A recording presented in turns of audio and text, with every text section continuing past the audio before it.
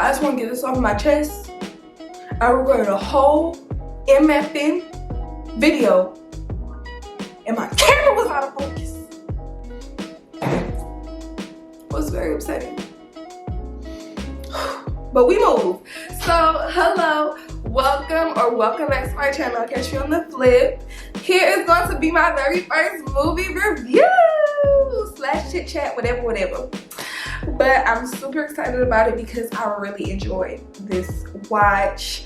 Today is July 29th, and as you know, if you're here, The Secret Society 2 Never Enough was released today. I just watched the first one literally like last night, and when I was like afterwards, I was Googling the cast, and when I Googled the cast, I seen they had a sequel, and so when I looked up the sequel and I went to the description box for the trailer, they said it was dropping July 29th, and it was like past 12 at this point. So did I go to sleep? No, I went to Amazon and I rented it, and now I'm here to review number 2. So I actually typed out a little review on Amazon, and I'm gonna just share that with you. So if you just want to get an idea of what it was like before you pay for it or whatever, this is my opinion. Okay, this is what I said, y'all. Okay, for one, I'm happy that this sequel was executed well. Definitely does not give cash grab. Well, yes, because I hate a cash grab sequel. I feel like this gave closure to Celeste's story that addressed queries from the first movie.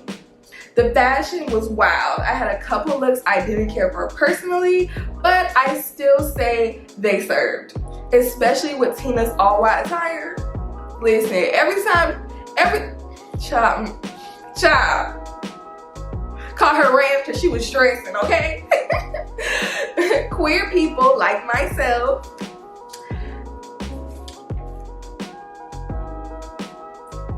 I don't know if I'm gonna say the word, but blank workers, read between the lines, and everyone else who gets demonized for living their life in their truth. I highly recommend you give it a watch. For a chit chat and in-depth review, jump over to my YouTube channel, Catch Me on the Flip.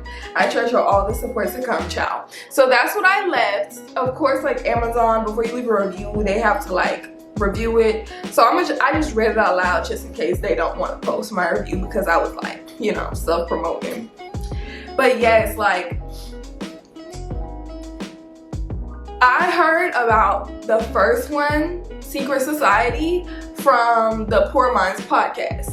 Poor Minds is a podcast with 2 black women who live in Atlanta, but they're from Texas, and they just chit chat and talk shit. But they gave like, they basically had told all the movie, but I was like, so it took me a while before I wanted to watch it, but I finally did. And some of the things they were saying about the first movie, like, for one, I definitely feel like this would have been a great opportunity to give spotlight to trans women who want to come out and become a part of the acting, or, you know, in the industry, you get what I'm saying? Because it's already really hard to become a successful actress. So I do feel like, dang, that was a ripoff, because like, that could have been 2 trans women's like point of entry. But I did feel like they should have probably had 1 trans woman and 1 not trans woman. And the reason I say this is because Erica, what's her name? Erica Pinkett? That's her name, right? Yeah, Erica Pinkett. She brought a lot of press to the movie, you know what I'm saying? Also, another reason I feel like it was beneficial that they used cisgender women is because, let's be real, it's a lot of transphobic, homophobic, anti-black, they all be in the same colorists, they all be in the same bubble, child.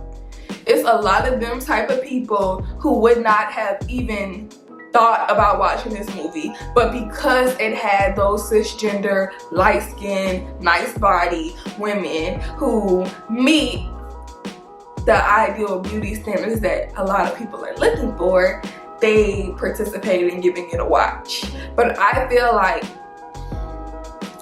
you shouldn't have to bait people, but at the same time, I feel like I'm glad that this movie has gotten the shine and the pull it needs, because this second one, they really, child. I would say when I was watching this movie as a, I'm not gonna put all my business out there, but watching this movie, I definitely felt like overwhelmed with emotion at some points, because I was just so happy to see that women were able to reach a pinnacle, a certain pinnacle of success, no matter the bottoms they started at, no matter the obstacles they faced, whether that means living in a stereotype as a trans woman, or just being trapped in situations that aren't good for you. Like, this is an amazing movie. Fashion, videography. Like I said, a couple of the outfits I didn't really like care for too much, but it was only like 2. I'm gonna say Sesame Street and Money Clip. Y'all know when you know. But yeah, that's all I'm gonna say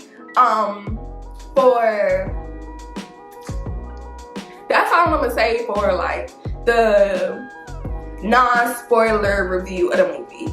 But yes, please check it out. The First Secret Society, if you haven't watched it, it is on Tubi. That's where I watched it for free with ads.